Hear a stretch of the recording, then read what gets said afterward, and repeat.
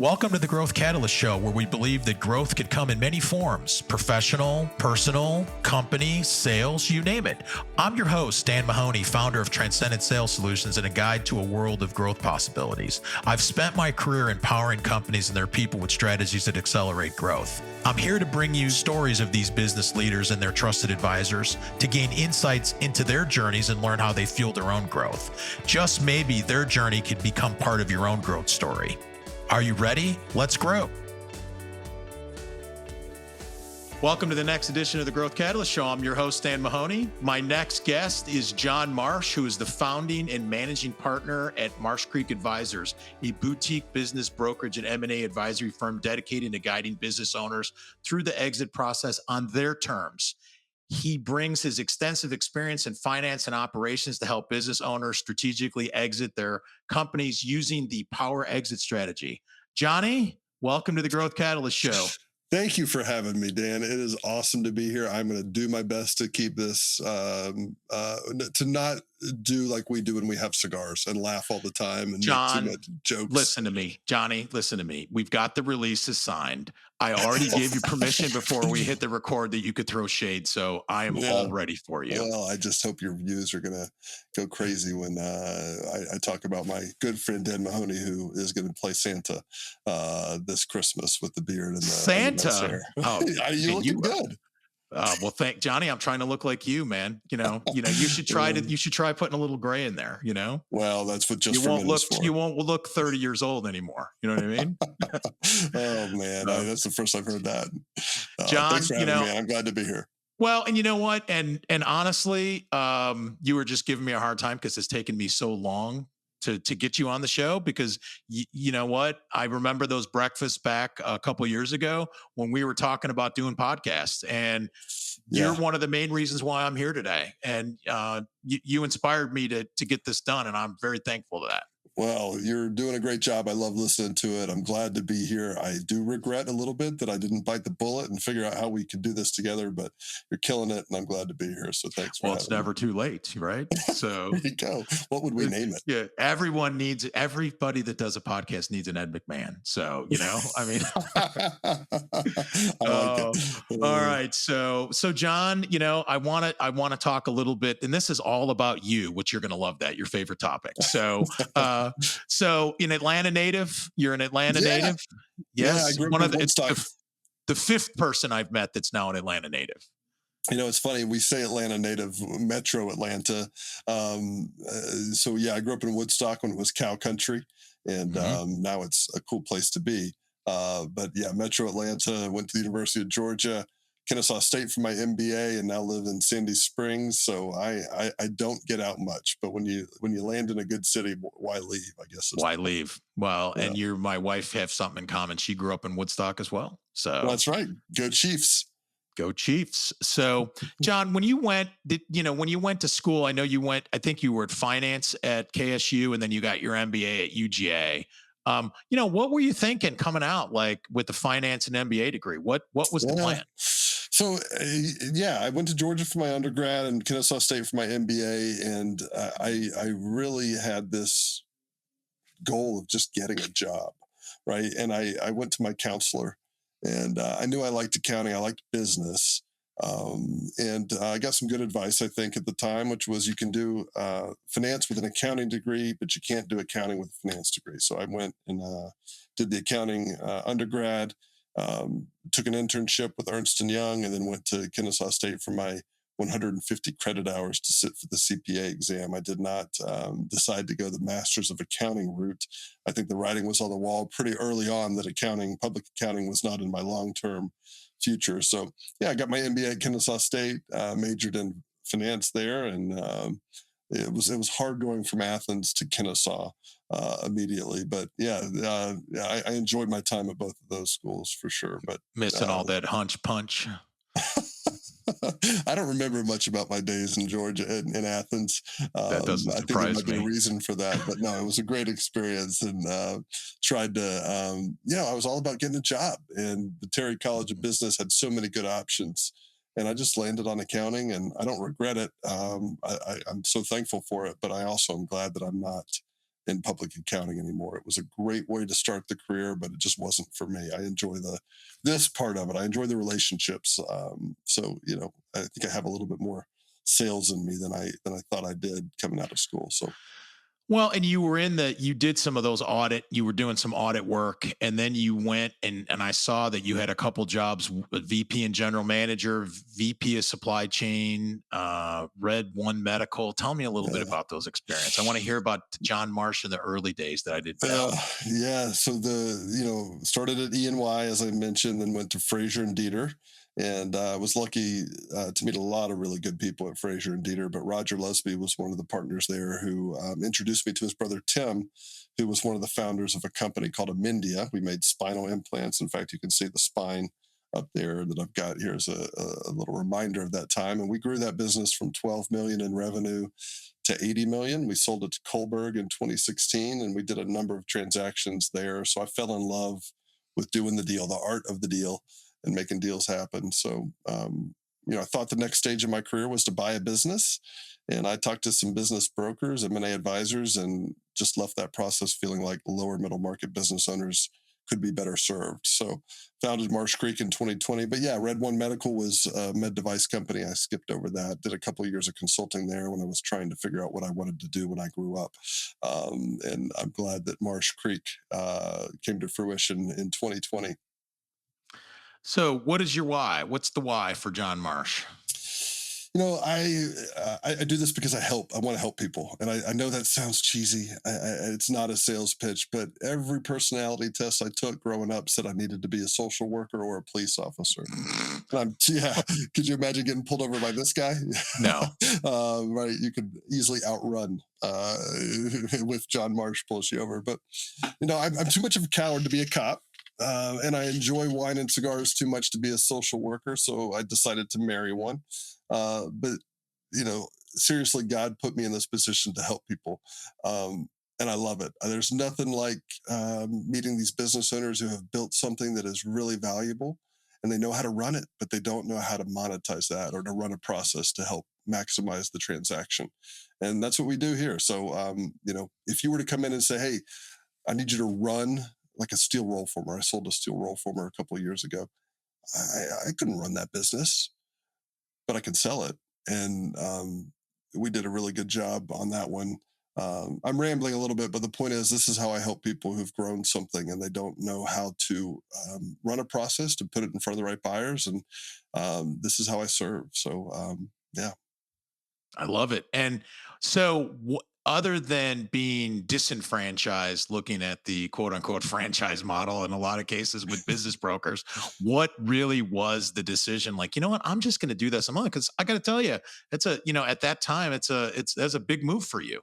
Young family, Yeah. everything, big move. Yeah, I spent, I started marketing the first week in January of 2020. Oh, And perfect time. yeah, and I still have two beautiful girls at home and my beautiful wife. And I spent a lot of time in the basement in March, April, May, June of 2020 on my knees praying and also trying to figure out what the heck I had done. But it's been great. We closed two deals in 2020, but it was a trying time for sure. But to get back to your question on how we how I got here, like I said, I thought I wanted to buy a business. I did not want to work for anyone else again. I wanted to do my own thing, spend time with my family when I want to, but also do good work for good people. So yeah, we founded the company and I affiliated with the Bristol Group in 2020 because I believe in the power of a team. But it's not a franchise model; it is an affiliate model. Yeah, 25 of us in the network and helps our clients get good results. So So I've read a couple places where Marsh Creek is a boutique firm. What does that mean, boutique, as it relates to the yeah. M&A side of your business? You'd have to ask the marketing people who I hired who came up with that. But yeah, boutique, we're a small shop. Okay. Last year, I'm proud to say I was the top global producer for the International Business Brokers Association. We won a platinum award. Yeah, and That's it's awesome. good. It's not about me. It's about the results that my clients had. Mhm. Um, But boutique means that, we're not going to have 50 advisors. We're not going to put you with an advisor who's right out of school, who's looking to just pound the pavement. We're in this for working with sellable businesses and the right owner mentality, the person who really sees the value in running a process, in taking control of the process. We call it the power exit. Um, so, we did 9 deals last year. That's a good number. I don't know that we'll do a whole lot more. Um, so boutique in my mind just means that we're not going to be the folks who have 40 employees and are Mhm. doing hundreds and hundreds and hundreds of millions of transactions a year. We're selective in who we work with because there's a capacity issue. You're going to get our best attention. So I guess the marketers thought the boutique was the right way to explain Okay. that model. Yeah. So I do want to get into the power exit strategy in a minute, but I read something that somebody wrote last week, and it was Uh-oh. 20% of the businesses listed for sale will actually be sold. If selling your business is part of your long-term plan, let's be sure you're set up for success. John Marsh wrote that. So Yes. and again, so I did read your post, which is good, and it was Yes. good, and it makes you and it was a wow moment for me going, wow, 1 out of 5 that are listed actually get sold. Yeah. Why? Yeah. Well, a number of That's a big reasons. question. It's a It's a big loaded question. question. Yeah. A lot of those businesses, those numbers are a little skewed. Our numbers are around 80%. Mhm. But that's also because, a lot of those folks are just posting their business out there on these buy side sites, Biz Buy Sell, Axial, BizQuest, and just hoping that something will happen. And it's like going fishing without the right type of bait. If you're just throwing a line in the water, you're not going to get any bites. And I'm passionate about this. I'll try to get off my soapbox here. I know we only have, We got as much time as we need, all right. John. Well, I have an editor, so keep going. all right, good. Thank God you have an editor. You But haven't cursed yet, which is good. So no, and I'm going to try not to for sure. Just don't. Yeah. No, it's important that you take control of this, and that's the problem. Business owners run great businesses, and they grow their businesses, and they create something that's valuable, but they don't understand that selling a business is not an easy process. It's not like putting a house on the market and putting a sign for sale sign up in front of it and expecting people to come in and give you an offer. Um, it's an intentional process. And if you want to do it the right way, you take control of it. And what does that mean, right? It just means, well, it means a lot of things, but it means putting your business in front of the right buyers. There are people who will buy your business for a reason that may be foreign to you as a business owner, and identifying those right buyers, private equity, strategic, sometimes individual buyers, and then running a campaign, phone call, email, all kinds of different things to get the opportunity in front of those buyers. And it's not easy. It's not something that just happens. And unfortunately, a lot of business owners let the process be controlled by something that is out of their hands. Mhm. Whether that's, yeah.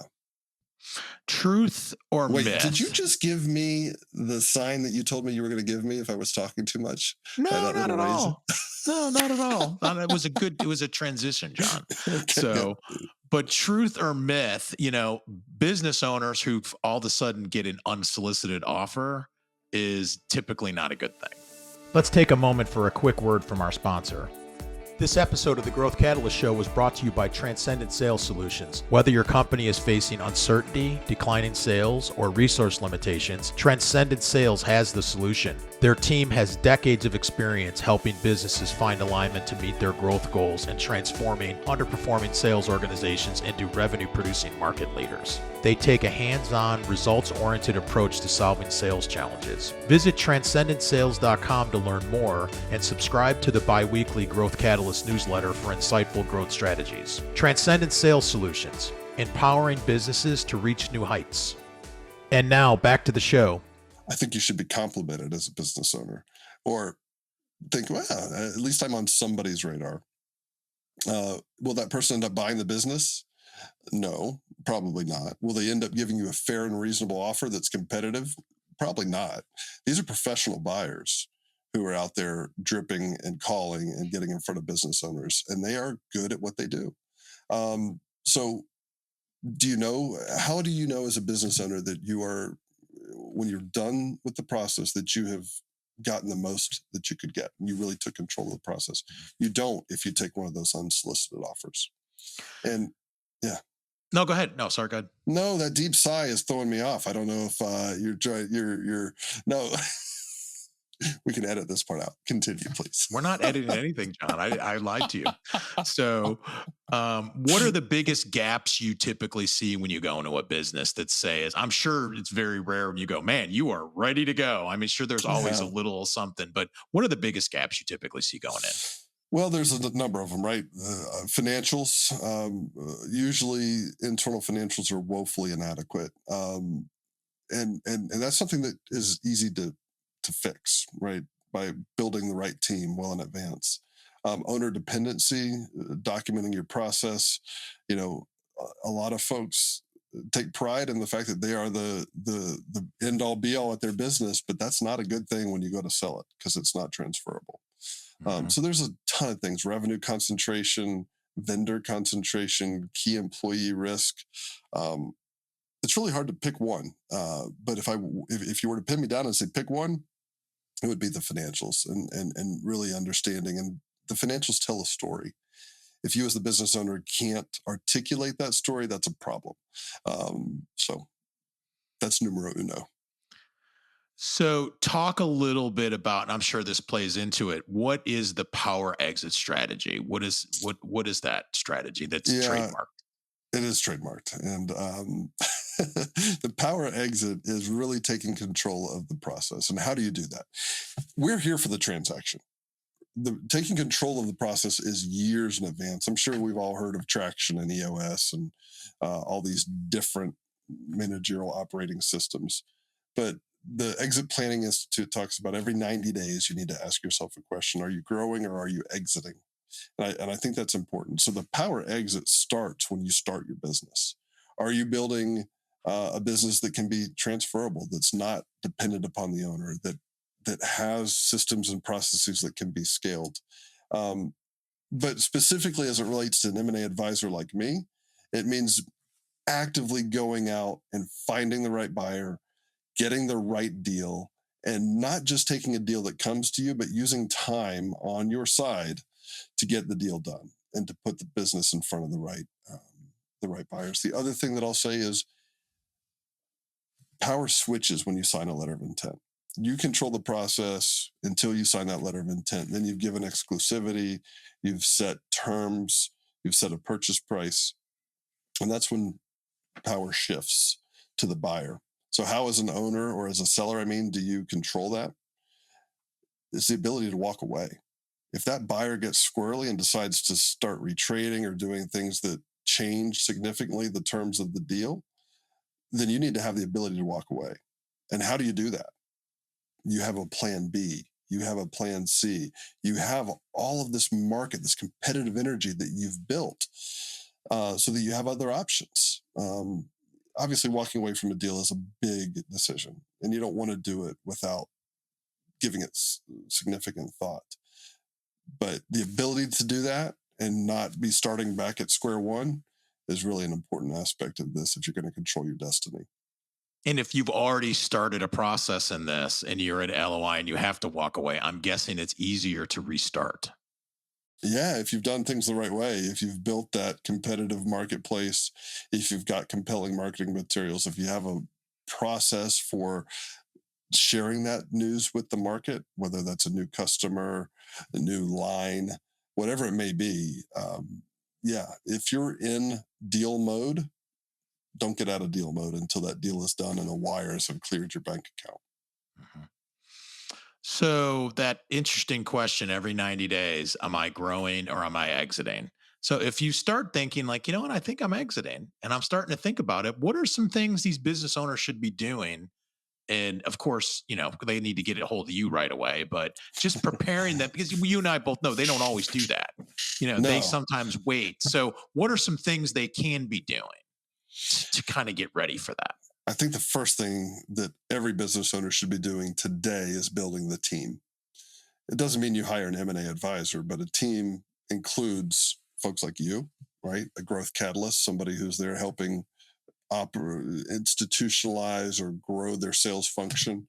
Having a financial advisor, a good attorney, a preliminary data room, knowing your number. Do you know what your business is worth? Obviously, you can't get that to the penny, right? Because it's what a true competitive process does is it gets you clarity on what the business is worth.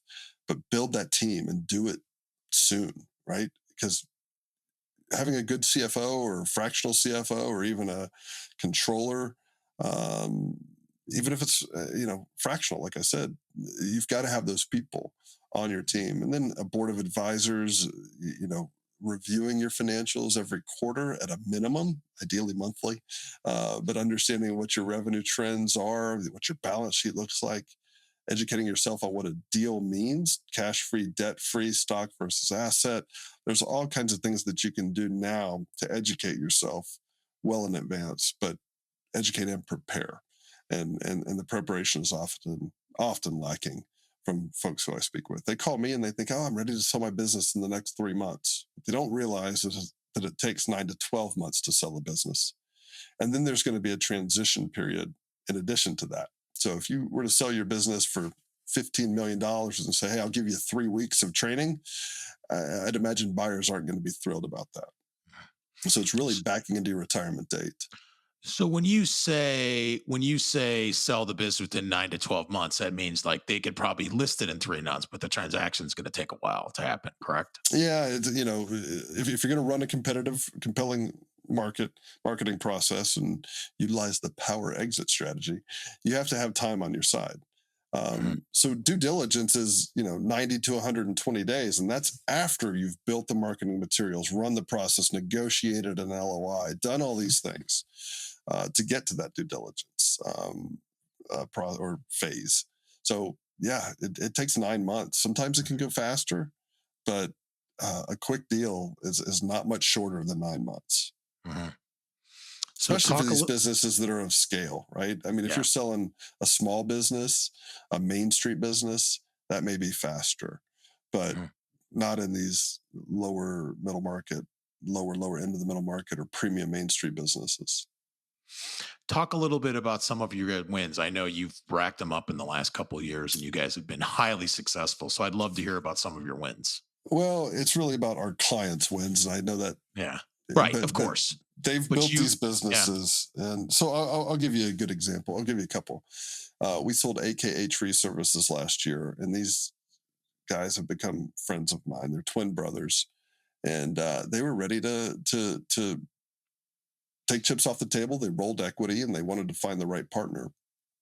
Um, they did not take my advice about having a good internal accounting function, so that led to a lot of challenges. But they had built such a positive business that we were able to still get a deal done at LOI terms without a retrade, even though the Q of E was a painful process for them. Um, Independence Fire in Philadelphia, those guys rolled equity as well, found the right private equity partner, and um, they're on a great trajectory. I think I'll get the number wrong, but I think that private equity firm has done 7 or 8 transactions total, maybe even more. So they've built a national fire protection company in less than 3 years. Um, so we've got several of those. Like I said, 9 deals last year. Um, each one of them is different. Each one of them is exciting, and sometimes, well, every one of them is challenging. Um, I'm very proud though that at the end of the day, most of my clients, all of my clients, knock on wood, have been thrilled with the results. So it's not going to happen all the time, but good deals for good people, and I'm thrilled about that. We also have opened an office in Dallas, Texas. A good friend of mine, Seth McCormick, runs that office. We've added a gentleman here in Atlanta as another advisor, so we've got three. Uh, Carl, good guy. three, Yep. yeah, Carl is a great guy. Yeah, he is. He's a professor at UGA as well. So go dogs. Um, so yeah, we've got some great traction, and we're really positioned well to help business owners exit on their terms without regrets, which is what we try to preach. I love that. What's some interesting stuff you're working on now? You know, a lot of fun things. A lot of it is about building the infrastructure within the company. So we're redoing our website. We're going out with a new marketing plan. Um, so it's really about building Marsh Creek so that we're around for 20 plus years. Oh gosh, I don't know. Do I want to be working that long? But the What firm will else are be you going to around. do, John? What else are you Maybe going to play do? golf, I go heard smoke you're not cigars that with good at you. golf. Man, I played well last Friday, but thanks for I'm saying not that. going to I'm not going to embarrass you and have you tell everybody what you think well is. We'll just I let it shot a slide. 76. On the front nine? 76. No, I was even on Wow, the front John. nine. Yeah, Wow, 40 on the John. back. Yeah, and I think the difference Putt were putt. Putt putt. You're the doing the good. difference was I didn't drink that many Trulies or high Oh, noons. mhm. That was the difference. I think that doesn't help my game. But yeah, you're right. I don't know what I would do. I love helping people and I love doing deals. So yeah, we've got some exciting stuff in the pipeline. You know, there's always noise about the election and what the environment looks like and interest rates, and we're seeing capital start opening up a little bit. But you can't let those things, as a business owner, you can't let those things dictate your timeline or your decision making process. Yes, they're all factors, but really it's about what you've built and is your business ready to exit. So One of my good friends, I saw him on TikTok today who does mortgages, and he said, all you people who are waiting to buy a house and you're just waiting for the interest rates. Well, let me tell you, Fannie Mae said the interest rates are not going to go down. They're probably going mm, to stay about the same and go up. So if you're ready to buy a house now.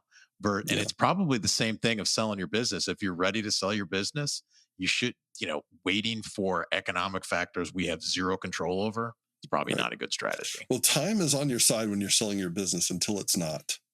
And Hmm. that's a dramatic change. You know, one of Hmm. the things that we talk about are the, death, disability, disillusionment, the D's that can really change your timeline. And if something happens to you, God forbid, as a business owner, whether it's your health or a partner walking away or something that you can't control, timelines don't matter at that point. Then Hmm. you're just trying to get water out of the sinking ship. So it's Hmm. really about being ready when you're ready, not when those external factors. And I'm not good at blackjack. I don't win money when I go to the casino. So why would you gamble with your business? Um, Yeah. yeah. Well, I know one thing I just learned is we're no longer just going to sit around and smoke cigars and drink bourbon. We're going to start. I'm going to bring a deck of cards. I appreciate you letting me in Well, on that. I am Letting smart me in enough. on that. I am smart enough to know that as long as we limit the buy-ins and the amount at risk, I will play all day. All right. Uh, Well, you got but it. that You is got fun going to a casino. We were in Tampa a couple months ago, and we went to the casino down there. Those ATMs keep giving you money, and that is not a good thing. Wow. And the thing that's not, and I've been to Tampa within the last year, and the problem down there is you can't find a blackjack table that's I under know $25. There is no they such were thing as 50. I know. They're in 25 if you're lucky on a Wednesday afternoon. But yeah, it's Yeah, gotten crazy. Yeah, it's the old wild. the $5 and $10 days of playing blackjack are over. So, Well, well, that's the it wouldn't. I haven't been to Vegas in a long time, but downtown Las Vegas, where you've got the cheap tables, is where I like to hang out. Because then you don't feel bad if you're, oh, I'm down $100 instead of, you know, it can get bad maybe real we'll take a quick. road trip, John. We share that. I like old Las Vegas as well. I So, would love to go to Vegas with yeah, you. Maybe that we'll do a podcast from there. that would I be get to fun. interview you and hear about Ooh. you. And I think we could write it off too. That I'm in. So, Yeah. John, listen, this has been fun. You're a good friend of mine, and I enjoy our time together. My last question for you is: if someone's interested in learning more about John Marsh and about Marsh Creek Advisors, what's the best way to contact you guys? Yeah, no, I appreciate that. My email is jmarsh, JMARSH at mcreek.com. You can also go to mcreek.com for our website, and we're here to help. So feel free to reach out. Johnny, I appreciate you coming on and taking time on the Growth Catalyst Show. This has been a lot of fun for me. You're the man. Thank you for having me, good friend. And that's a wrap for today's episode of the Growth Catalyst Show. Remember, you can take these stories of growth and make them part of your own journey. Learn from them, draw inspiration, and let them guide your path of growth. I'm your host, Dan Mahoney, and I look forward to our next journey together. If you've enjoyed the show, please subscribe and leave a review. Until next time, keep growing.